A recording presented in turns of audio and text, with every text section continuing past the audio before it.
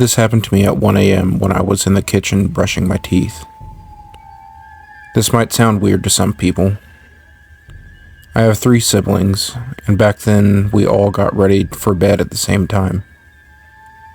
All the bathrooms were occupied, so I thought I'd use the kitchen sink instead. And to this day, I still use that spot to brush my teeth every night.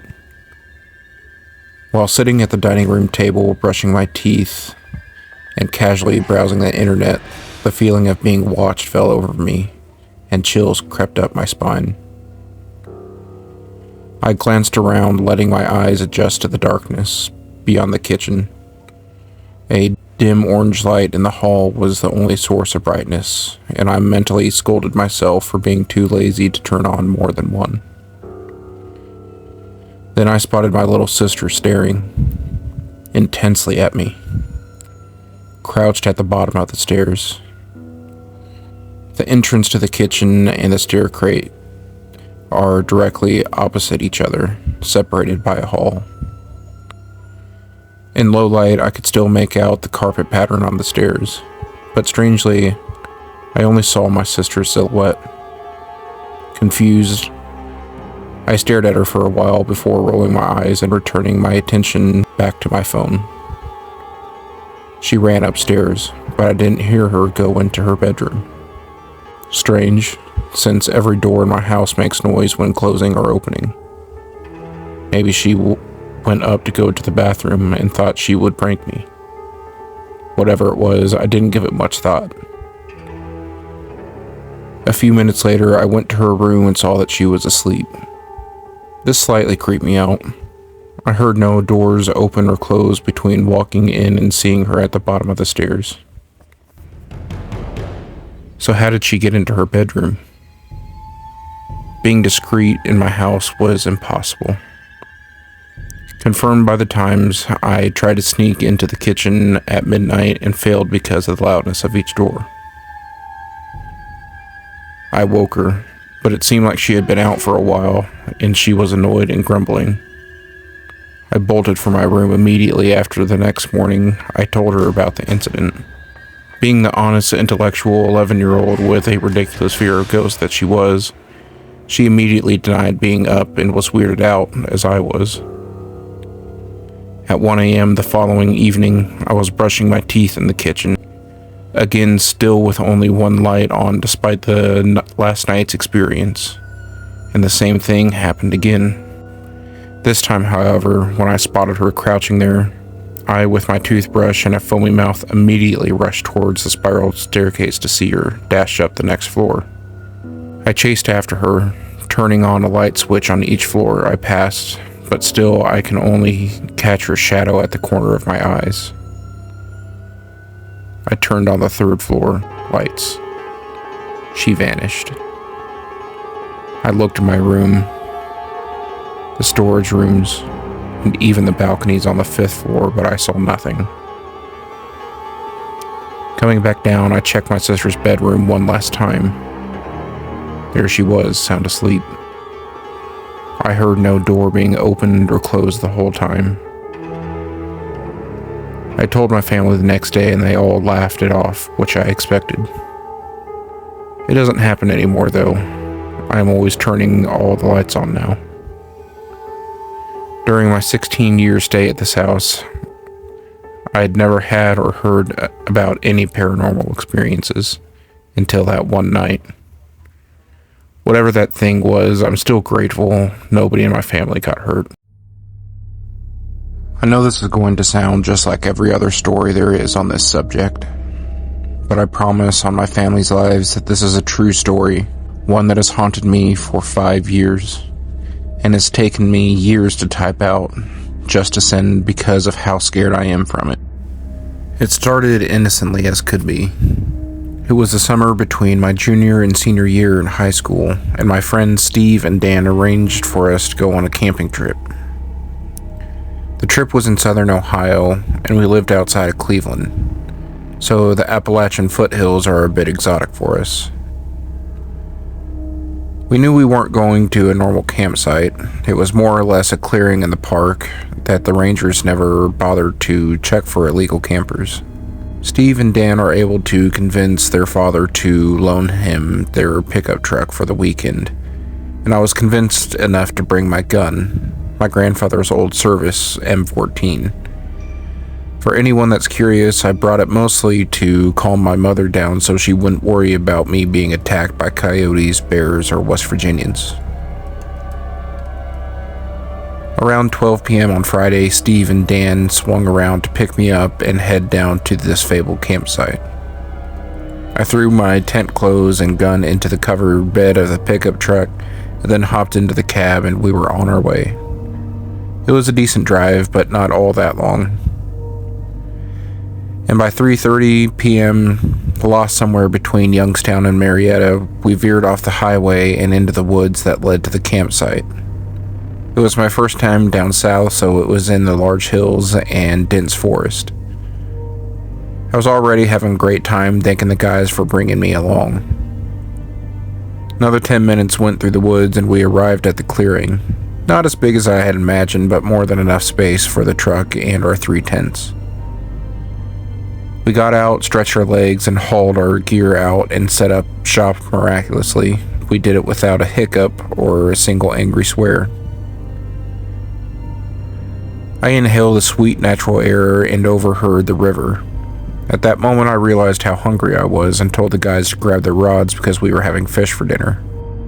We hiked a good 20 to 30 minutes through the dense undergrowth to get to the river, and it was really nice. The details of the 4-hour-long fishing trip are of little importance, but we did come back with dinner. Returning to the site, everything looked to be in order, so Dan and I set out to get firewood from the surrounding forest while Steve cleaned the fish. I'm really not good with knives. I'm kind of clumsy and shaky-handed. It only took about 20 minutes for us to come back with a nice haul of wood for the night. We built up our campfire and cooked some delicious wild-caught trout. At this point, of course, I brought out my gun because who knows what kind of animals will come out into the woods at the smell of cooked food.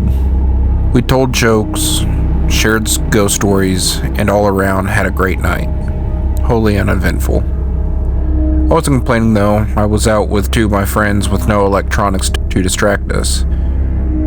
I can't quite remember the time we went to bed, but it had to have been around midnight.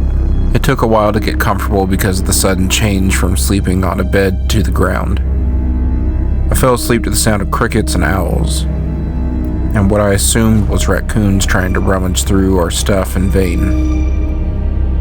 The next day is, well, when everything went wrong. We woke up that morning around the same time. I was ill-lusted to say the least.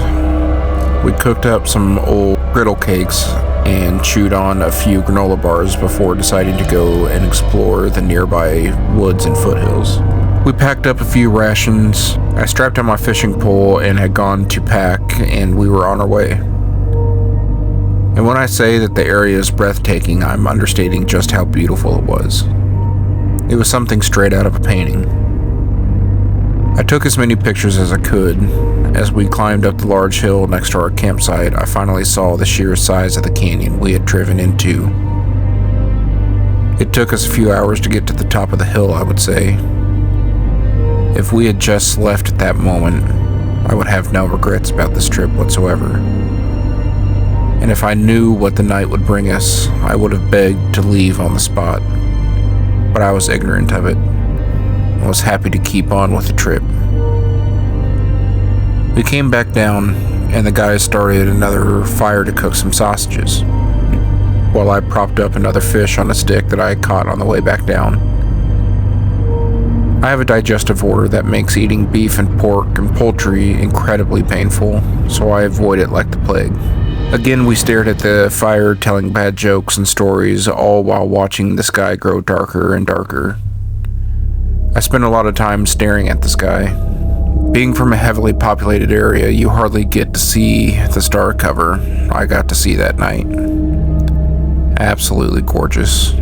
It's what dreams are made of. And that's when I heard movement from the undergrowth surrounding the site.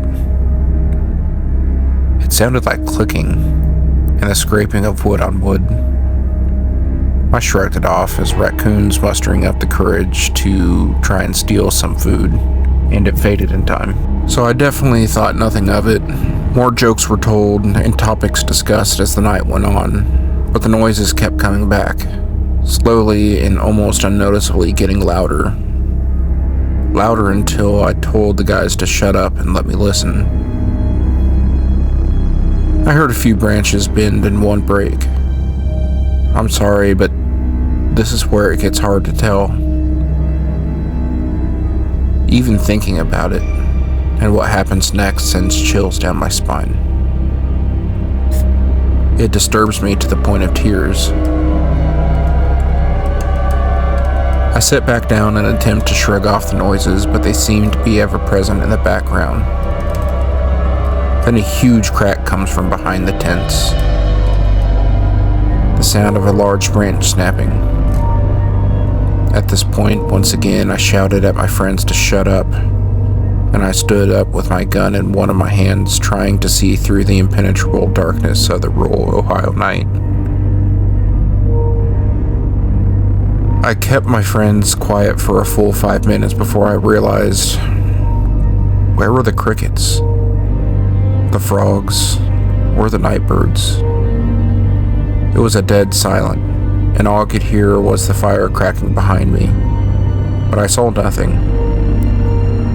So I sat back down, laid my gun in my lap, in an easy position for me to shoulder. If anything came out of the woods, my friends began to joke and mock with me. I started to lighten up and joke back at them, laughing a bit here and there.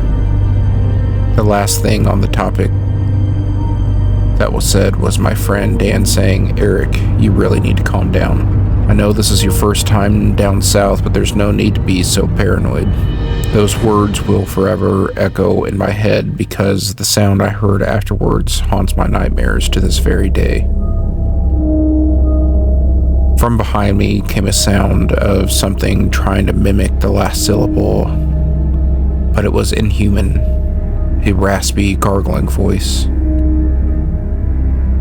I shot up like a man on fire and turned to look over our tents, only to see this thing standing there on all fours. It had a humanoid face, sunken eyes, a small nose, and a wide mouth.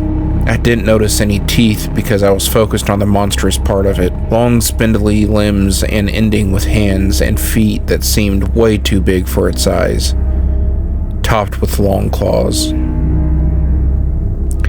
It had pale skin with a faint red hue to it, but I can't remember if that was from the fire or not. Its back was arched in a way where I could see its spine through its skin. The monstrosity slowly inched forward for something that big. I have no idea how I didn't hear it get closer as I did. My shouldered rifle came to the ready, and I fired off 5 rounds as quickly and as accurately as I could. I'm a rather talented rifleman, able to hit the center of a playing card at 300 yards, so I have no idea how I missed because it only pissed the thing off. It didn't seem to hurt it at all.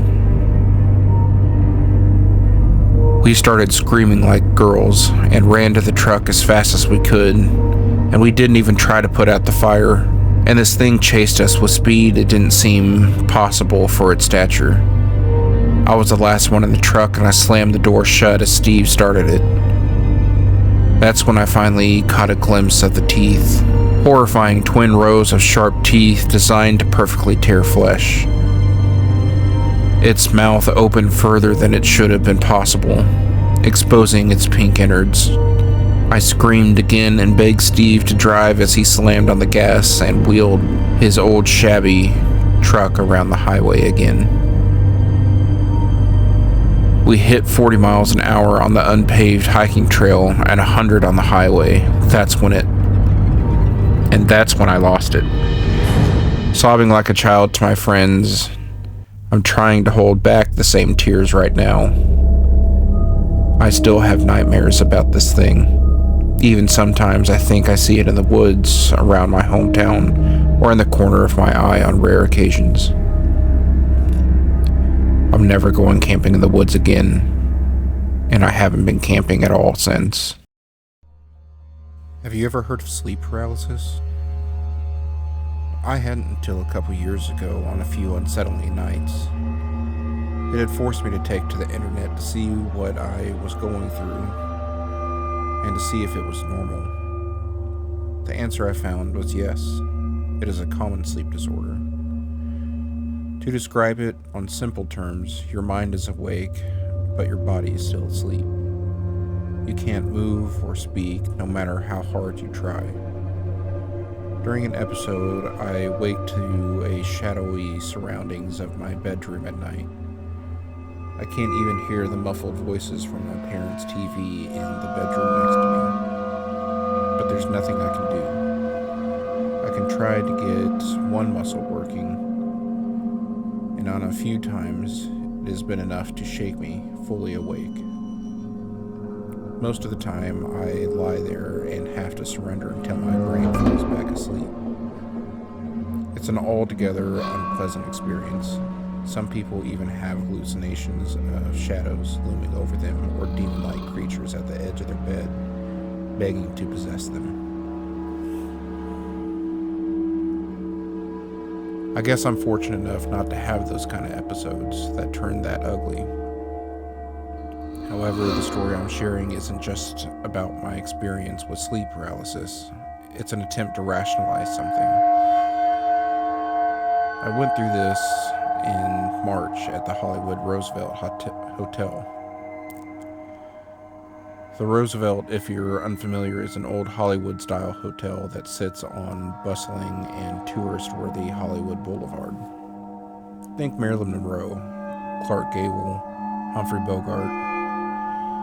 It opened its doors in the roaring 20s and was meant for Hollywood starlets and heartthrobs to wine and dine there. The first ever Academy Awards was held, and it's still being held. The first ever Academy Awards was held in the ballroom there, and honestly, when you look at it, you get the vibe that it's a building that seems out of place, and when you look at it, you get the vibe. It's a building that seems out of place on an otherwise modern cityscape. When you walk through its doors, you feel as if you left the 2000s outside. As a 22nd birthday present, my parents reserved a room for myself and a friend to stay there over the weekend. At first glance, the setup was perfect. Popular location meant that my front of nightclubs and other fun activities. Did I know beforehand that the hotel is famous for hauntings? No. Even if I did, I'm a skeptic, so my friends' scary movies tend to not leave us either.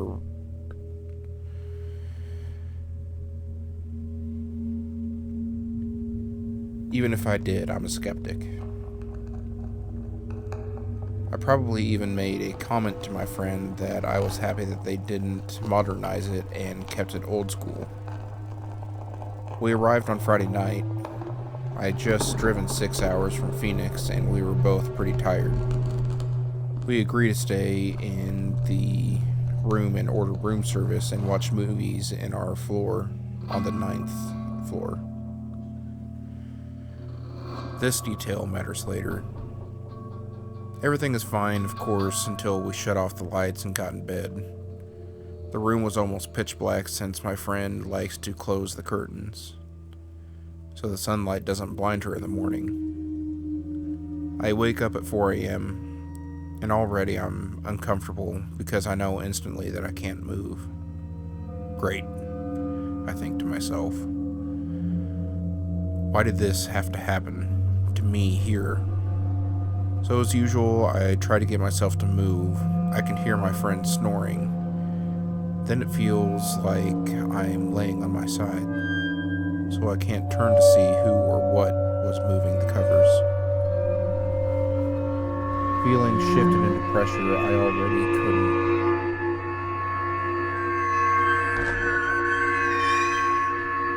The feeling shifted into pressure I already couldn't move, and they pushed down further immobilizing me. I couldn't understand why this was happening. My sleep paralysis. I never got this bad. Not once had I hallucinated, much less felt anything. I tried to say my friend's name to get her to wake up, but I couldn't move my lips. I wanted to scream, fight, and cry all at the same time, but of course I could do none of those things. When the thing began to shake me as if it were trying to get my attention or get me to look its way, I must have had enough terror running through my system to get me to turn my head a bit. Honestly, I wish I hadn't. What I saw was a young man, maybe in his mid-20s or 30s. He looked annoyed as hell, as if I were sleeping in his bed or something. I can see he was trying to tell me something, but all I could hear was a muffled voice as if he were speaking into a pillow. I woke myself up. Being able to go back to sleep, I grabbed my phone and began searching for the history of the hotel. Sure enough, a lot of the first results that popped up are about its famous hauntings. I felt like I was going to be sick. The man I saw, his name was Montgomery Clift. He was another Marlon Brando and James Dean of the 50s with a strong jaw and brooding eyes. Apparently he stayed on the ninth floor for 3 months rehearsing his role in From Here to Eternity. I mostly succeeded in convincing myself that my imagination was running wild and I had made him up. Guests like myself who had stayed in a room on the ninth floor have seen him pacing the hallways outside, sometimes hearing him play the trumpet or rehearse his lines. And of course he prevented people from moving while laying on the bed. So was it just my sleep paralysis or just a nightmare? Could have been a mere coincidence that the man I saw was actually a real person that stayed on the floor. The next morning I asked my friend if anything weird had happened. Now that you mention it, I thought I heard you say my name. She said, I woke up and tried to talk to you, but you didn't respond to me. And you kept saying, go away. I thought you were just sleep talking, so I went back to sleep. As I mentioned before, I'm a skeptic, and I tried to convince myself it was a freakishly bad episode.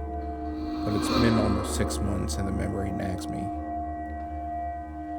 I even had a few more sleep paralysis episodes since then. Not one of them had come close to what I witnessed on the 9th floor of the Roosevelt Hotel. Will I ever go back? Probably not. Even if I'm crazy, there's not much to take from the story. I share it for those who have undergone continuously bad sleep paralysis episodes. There's some comfort in the fact that you know you aren't going through these terrifying experiences alone. Hi folks, my name is James and I'm the host of JW Mystery. I just wanted to say thank you so much for watching the video. This is a new series I'm going to be starting called Subscriber Horror Stories. So if you would like your video or your story to be told, please email me. My email is in my bio. And if you like this kind of content and you found this interesting, hit that like button, hit that subscribe button. That'll help me continue to be able to push this kind of content out, as well as boost the algorithm to be able to get my videos out there and seen. So again, thank you so much for watching this video. I can't tell you how much I appreciate it. And until next time, folks, stay safe.